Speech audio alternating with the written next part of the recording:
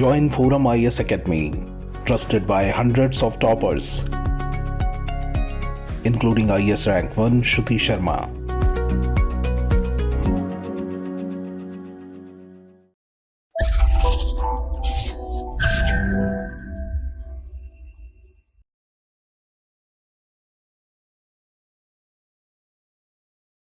Hello friends, this is Gautam coming up with the next round of बस 5 minute. In this video we will discuss about G7 Hiroshima Summit and साथ ही साथ ये भी समझेंगे what will be discussed in the summit. So first of all let's see why it is news.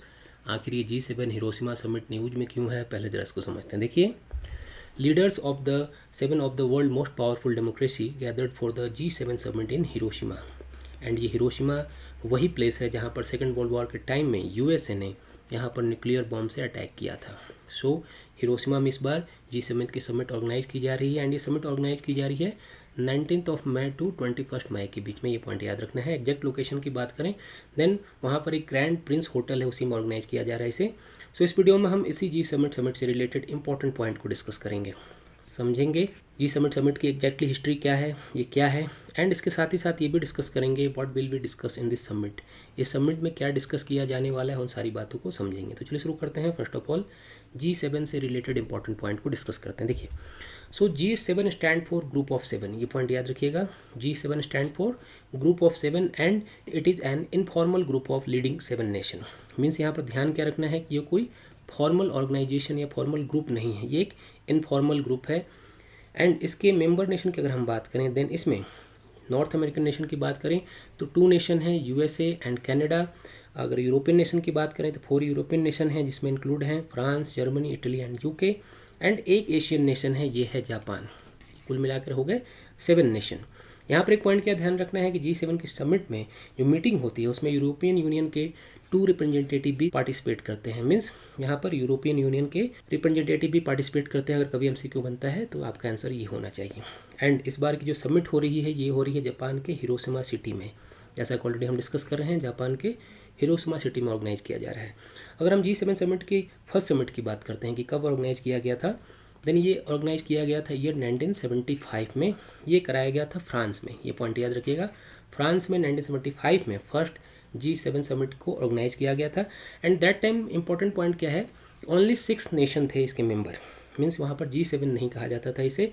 And after that 1976 में जब इसमें Canada शामिल हुआ तब इसे G7 कहा जाने लगा. आफ्टर डैट 1998 में इंपॉर्टेंट पॉइंट ये है कि 1998 में रसिया भी इसमें शामिल हो गया एंड इस ग्रुप को कहा जाने लगा G8. मीन्स रसिया के शामिल होने के बाद ये ग्रुप क्या बन गया, G8. बट 2014 में रसिया ने जब क्रीमिया को एक्वायर कर लिया, एनेक्स कर लिया, आफ्टर डैट रसिया को इस ग्रुप से एक्सपेल्ड कर दिया गया एंड फिर से ये ग्रुप बन गया G7. एंड करंट सिनेरियो में G7 ही है. मीन्स सिर्फ और सिर्फ 7 नेशन इसके मेंबर हैं. ये पॉइंट हमें ध्यान रखना है. तो ये पूरी हिस्ट्री है इसकी.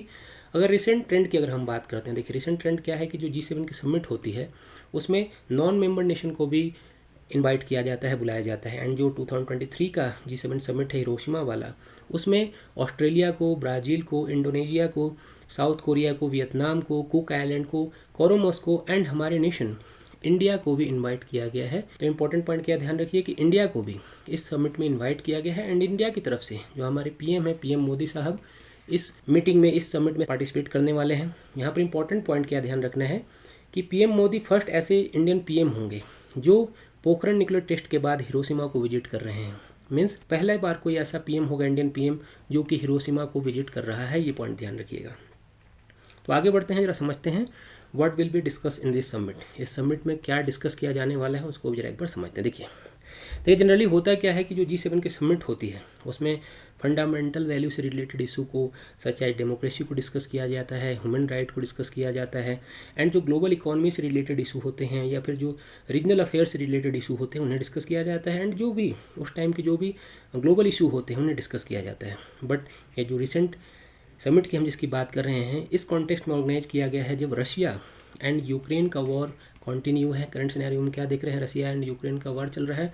एंड रसिया बार बार यूक्रेन पर न्यूक्लियर अटैक की थ्रेट भी देता रहा है. अदर हैंड अगर हम बात करें तो चाइना आप देख रहे हैं कि ताइवान को एक्वायर करने की कोशिश कर रहा है एंड वहाँ पर भी वो भी न्यूक्लियर अटैक करने की बार बार धमकी दे रहा है।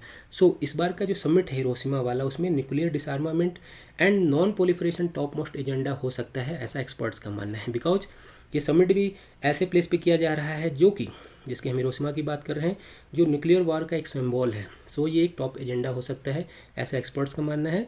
अदर हैंड अगर हम बात करते हैं, देखिए तो G7 नेशन की जो ग्लोबल इकोनॉमी एक्टिविटी में पार्टिसिपेशन है वो घटती जा रही है। अकॉर्डिंग टू रिपोर्ट अगर हम बात करें तो लास्ट 4 डिकेड में ये 50% से घटकर 30% पर आ गई। मीन्स समझिए कि 4 डिकेड पहले ये क्या था, 50% पे था एंड करेंट सिनेरियो में 30% पर आ गया है। And India, Brazil and China का जो इमरजेंस है, इकोनॉमिक इमरजेंस, वो भी एक टॉप मोस्ट एजेंडा हो सकता है इस मीटिंग में। तो होप आपको ये सारी बातें समझ में आई होंगी। Thanks for watching.